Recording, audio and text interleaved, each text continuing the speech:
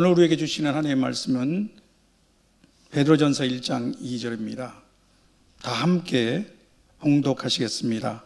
곧 하나님 아버지의 미리 아심을 따라 성령이 거룩하게 하심으로 순종함과 예수 그리스도의 피뿌림을 얻기 위하여 택하심을 받은 자들에게 편지하노니 은혜와 평강이 너희에게 더욱 많을지니라. 아멘. 저는 오늘 본문을 중심으로 하나님의 말씀의 은혜를 나누고자 합니다. 그 제목은 성도의 구원, 삼위 하나님의 합작품입니다. 저는 지난번에 삼위일체 하나님의 신비와 은혜라는 제목으로 말씀을 선포했습니다. 오늘 말씀은 사실상 그 후속의 말씀으로 삼위일체 하나님의 은혜에 관한 것입니다. 삼위일체 하나님의 은혜는 우리 성도의 구원에서 가장 풍성하게 드러납니다. 성도의 구원에는 삼위 하나님이 모두 적극적으로 관여하고 계십니다. 이 본문은 한 구절 안에 성부, 성자, 성령 삼위의 하나님의 역할을 명시적으로 잘 드러내고 있습니다. 본문은 구원의 본질을 핵심적으로 잘 표현하고 있죠. 그것은 또한 복음의 핵심 내용이기도 합니다. 그러면 삼위 하나님의 역할에 대해서 살펴보도록 하겠습니다. 먼저 구원의 시작은 성부 하나님의 계획입니다. 본문은 우리 성도는 하나님의 미리 아심을 따라 택하심을 받은 자들이라고 말씀하고 있습니다. 성부 하나님은 우리를 미리 아시고 우리를 선택하셨습니다. 우리가 하나님을 선택한 것이 아닙니다. 하나님이 우리를 미리 아시고 우리를 선택하셨습니다. 하나님은 언제 우리를 아시고 선택하셨을까요? 에덴 동산에서 인간의 첫 조상 아담은 사탄의 유혹으로 죄를 범하고 말았습니다. 죄로 인한 죽음이 찾아왔고 그들에게는 생명나무의 열매를 먹는 권한이 박탈되었습니다. 아담과 하와는 에덴 동산에서 쫓겨났습니다. 하나님은 바로 그때 아이쿠 큰일 났구나, 이를 어찌하누 하시며 급히 인류의 구원 계획을 세우셨을까요? 우리를 택하심에 관하여 에베소서 1장 4절은 이렇게 선포하고 있습니다. 곧 창세전에 그리스도 안에서 우리를 택하사 우리로 사랑 안에서 그 앞에 거룩하고 흠이 없게 하시려고. 창세전, 곧 세상이 창조되고 시간이 시작되기 전에 그리스도가 계셨습니다. 성부 하나님은 창세전에 그 그리스도 안에서 우리를 택하셨습니다. 하나님의 구원 계획은 아담의 범죄 후에 아차 이를 어찌하나 하고 당황하는 가운데 수습책으로 세워진 것이 아니죠. 우리는 시공간의 제약 속에 살고 있기 때문에 이 진리를 온전히 이해하기는 어렵습니다. 그러나 성경은 분명히 말씀합니다. 하나님은 영원 전부터 이미 그리스도의 십자가와 부활을 통하여 우리를 구원할 계획을 갖고 계셨습니다. 이 선택은 그리스도 안에서 곧 그리스도의 공로에 기반한 것입니다. 그러므로 우리의 구원은 전적으로 하나님의 은혜에 의해 이루어진 것입니다. 또한 인간의 어떤 자격이나 행위와도 무관합니다. 하나님은 그분의 주권적인 선한 뜻에 따라 우리를 선택하셨습니다. 하나님의 선택의 동기는 사랑입니다. 로마서는 이렇게 말씀하고 있습니다. 우리가 아직 죄인 되었을 때 그리스도께서 우리를 위하여 죽으심으로 하나님께서 우리에 대한 자신의 사랑을 확정하셨느니라. 하나님의 선택의 목적은 우리로 사랑 안에서 곧 하나님 앞에 거룩하고 흠이 없게 하시기 위해서입니다. 로마서 8장 29절에서 30절은 하나님의 미리 아심, 즉 예지와 선택에 대해서 더욱 명확하게 설명하고 있습니다. 이 귀한 진리의 말씀은 구원의 황금사슬이라고 불립니다. 방송실에서 이 말씀 띄워주시면 감사하겠습니다. 우리 모두 함께 읽겠습니다.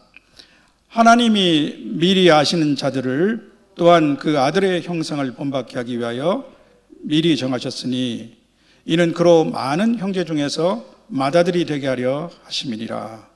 또 미리 정하신 그들을 또한 의롭다 하시고 의롭다 하신 그들을 또한 영화롭게 하셨느니라. 아멘. 하나님의 예지와 선택은 이미 하나님의 은혜를 입은 우리에게는, 우리 성도들에게는 너무나 감사하고 명백한 진리입니다. 우리의 삶을 돌이켜보면 하나님이 미리 나를 아시고 택하셨기 때문에 나 같은 사람도 결국 예수님을 믿고 구원을 받게 된 것이구나, 이렇게 깨닫고 감사할 수밖에 없습니다. 나의 형편과 기질을 잘 아시는 하나님의 선택이 있었기 때문에 내가 그 상황에서 딴 데로 가지 아니하고 주님의 이름을 부르게 되었구나 고백하게 되는 것이죠. 물론 예수님을 믿는 과정과 계기는 사람마다 각기 다릅니다. 어떤 사람들은 믿음의 가정에서 태어나 어릴 적부터 자연스럽게 예수님을 알게 됩니다. 그러다 어느 날 살아계신 하나님의 은혜를 깨닫고 구원의 확신을 갖게 됩니다. 반면에 저와 같이 완고하고 거기다 우유부단했던 사람은 군대에서 혹독한 풀무불 시련을 거쳐야 했던 것 같습니다.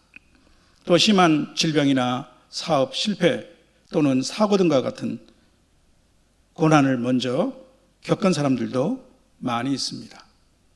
그런가 하면 누가 친구한테 전하는 복음을 옆에서 듣고 예수님을 영접한 사람도 저는 보았습니다. 성경에는 하나님이 이미 자신을 오래전에 택정하셨음을 깨닫게 된 사명자들의 고백이 여러 군데 나옵니다. 자신의 사명에 대해 불안감을 갖고 있던 선지자 예레미야에게는 하나님은 이렇게 말씀해 주셨습니다. 내가 너를 모태 짓기 전에 너를 알았고 내가 태에서 나오기 전에 너를 성별하였으며 너를 열방의 선지자로 세웠노라. 예레미야 1장 5절 말씀이죠. 선지자 이사야는 여호와께서 태에서부터 나를 부르셨고 내 어머니의 복중에서 내 이름을 기억하셨다고 고백했습니다. 그런가 하면 바울 사도는 자신이 과거에 교회를 핍박하는 흉악자였지만 이렇게 고백합니다. 그러나 내 어머니의 태로부터 나를 택정하시고 그의 은혜로 나를 부르시는 하나님이시다. 이렇게 고백했습니다. 갈라디아서 1장 15절의 말씀입니다. 그럼에도 불구하고 예수님을 아직 만나지 못한 사람들에게는 하나님의 예지와 주권적인 사랑의 선택은 잘 이해하기 어렵습니다. 당연히 은혜로 받아들일 수 없습니다. 이런 사람들에게는 오히려 하나님이 불공평하거나 편협하고 독선적인 분으로 느껴질 것입니다. 어떤 사람들은 자신이 믿으려 해도 믿지 못한 것을 보면 아무래도 자신은 선택받지 못한 사람이 아닐까 지레 겁을 먹기도 합니다. 반면에 어떤 사람들은 복음을 끈질기게 받아들이지 않는 어떤 다른 제3자 누구누구는 아무래도 하나님의 선택을 받지 못한 것 같다고 지레 단정하기도 합니다. 개구리가 올챙이적 생각을 하지 못하는 것이죠. 그러나 이러한 생각과 태도는 결코 정당하지 않습니다. 예지와 선택은 하나님의 주권적 영역입니다. 선하신 하나님의 선택입니다. 한 사람의 인생이 끝날 때까지 우리는 미리 알 수 없는 것입니다. 그러나 한 가지 우리는 확신할 수 있습니다. 하나님의 사랑은 결코 편협하지 않습니다. 하나님은 독생자를 주실 만큼 모든 사람을 사랑하시는 분이십니다. 하나님 뜻은 예수 그리스도를 믿는 자마다 멸망치 않고 영생을 얻게 하려는 것입니다. 베드로 사도는 아무도 멸망치 않고 다 회개하기를 원하시는 하나님의 절박한 심정을 깨닫고 죽게는 하루가 천년 같고 천년이 하루 같다고 말씀하고 있습니다. 성도 여러분, 우리는 지금까지 구원의 시작, 그 출발점으로 하나님의 예지와 선택을 살펴보았습니다. 이제 두 번째로 본문은 구원의 과정으로 성령의 거룩하게 하심을 말씀하고 있습니다. 성령께서는 우리의 마음을 열어주십니다. 우리가 죄인임을 깨닫게 하시는 것은 거룩하신 성령님의 역사가 없이는 불가능합니다. 여러분 혹시 우리 인간은 양심을 갖고 있지 않나요? 이렇게 반문하실 것입니다. 그러나 사람들의 양심은 흐려져서 하나님 앞에서 내가 처벌받아야 할 마땅한 죄인임을 인정하지 못하게 합니다. 자신의 죄를 보지 못하기 때문에 십자가 대속의 의미가 절실하게 깨달아지지 않습니다. 성경은 이렇게 말씀하고 있지 않습니까? 만물보다 거짓되고 심히 부패한 것은 마음이라 누가 능히 이를 알리오마는. 예레미야 17장 9절 말씀입니다. 더구나 현대인들은 뉴스를 통해서 너무나 흉측한 그리고 악랄한 범죄에 대해서 많이 노출되어 있습니다. 그토록 악한 사람들이 얼마나 많으며 또한 인사청문회를 받는 고위직 후보자들은 어찌 그렇게 하나같이 허물투성입니까? 그래서 사람들은 더욱 쉽게 자신의 죄를 상대하고 또 축소시켜버립니다. 예수님이 이들에게 형제의 눈 속에 있는 티를 보고 내 눈 속에 있는 들보는 깨닫지 못하느냐고 질책하셨습니다. 그런데 하나님은 에스겔을 통해서 말씀하셨습니다. 내가 그들에게 한 마음을 주고 그 속에 새 영을 주며 그 몸에서 돌 같은 마음을 제거하고 살처럼 부드러운 마음을 주겠다고 약속하셨습니다. 에스겔 11장 19절 말씀입니다. 이것이 성령이 담당하시는 거룩하게 하심의 역할입니다.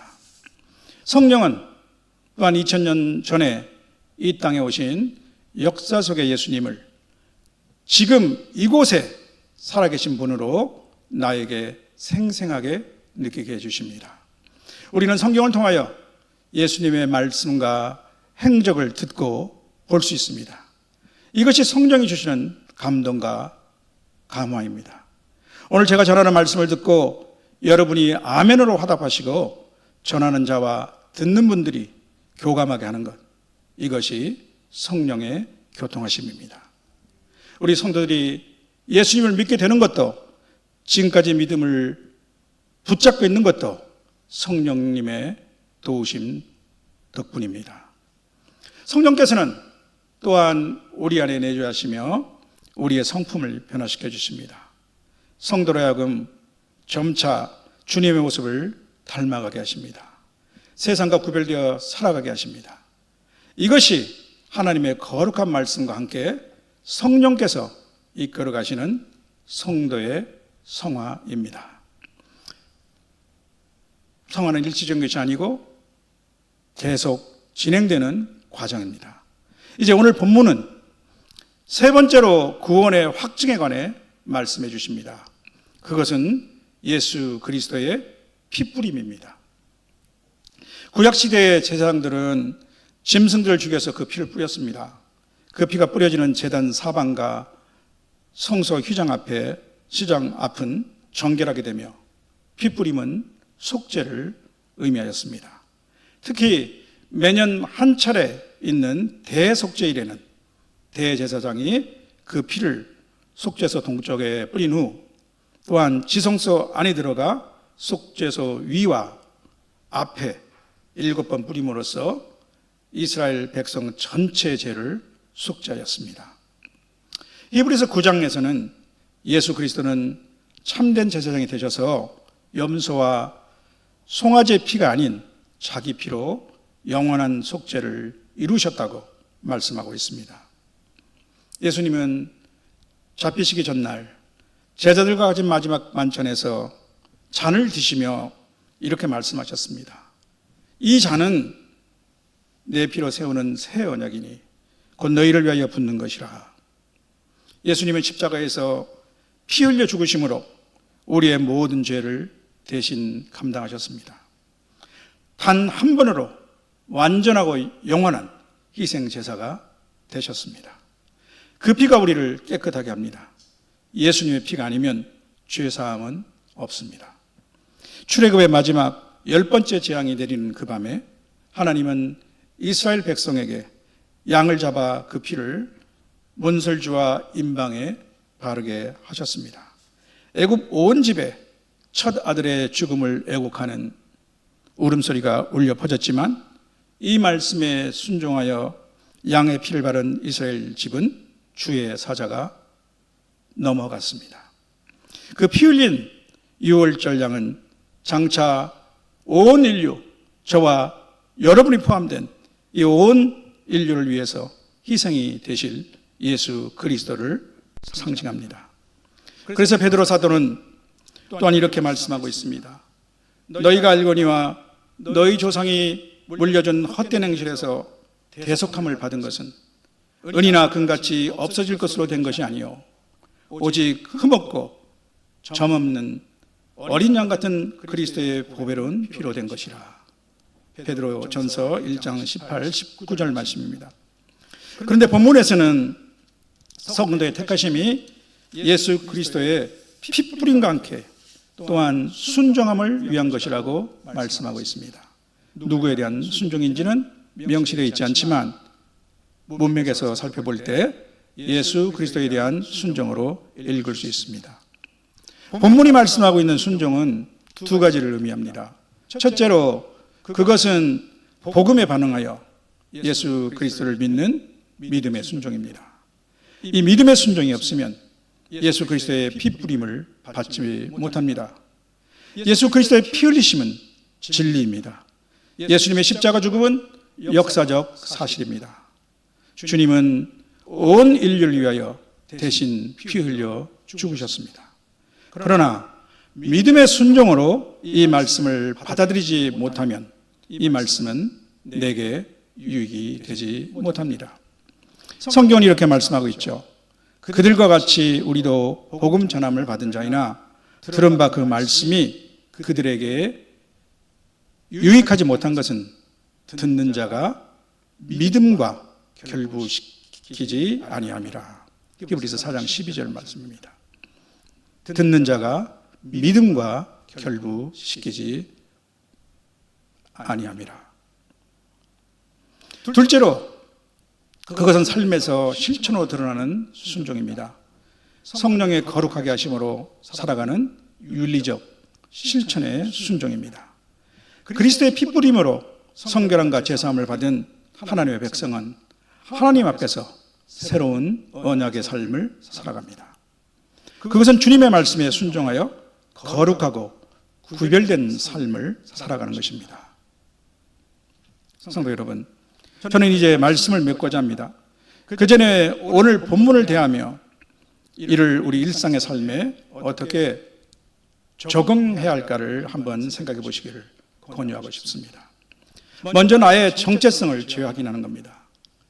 매일 아침 세수를 하는 거울 앞에서 나는 삼위 하나님의 합작품임을 기억하고 이렇게 고백해 보시는 것도 좋을 것 같습니다. 나는 하나님께서 미리 아시고 택하신 자다. 성령께서 나를 거룩하게 하시고 예수님의 피로 씻기운 자다. 비록 나의 처지와 환경이 초라하고 볼품이 없을지라도 시인 푸시킨의 표현으로 삶이 그대를 속일지라도 나의 정체성을 재확인하는 것은 매우 중요합니다. 나는 하나님의 공들인 학작품입니다. 그것도 성자 하나님이 희생의 피값을 치르신 최고가 합작품입니다. 그리고 이렇게 형언할 수 없는 하나님의 은혜를 입은 자로서 오늘 하루 나의 삶에서 주님의 말씀에 순종하는 구체적인 말과 행동은 무엇이 될 수 있을까 생각해 보시기를 권유하고 싶습니다. 무슨 거창한 결심이 아니어도 좋습니다. 사소한 것이라도 주님께 순종하는 마음에서, 주님을 사랑하는 마음에서 나오는 모든 것은 주님께서 기뻐해 주실 것입니다. 사랑하는 성도 여러분, 하나님의 고귀한 합작품으로서 나의 정체성을 재확인하고 매일 사소한 것에부터 복음에 합당한 삶을 살아가는 저와 여러분이 되시기를 주님 이름으로 축원합니다. 아멘.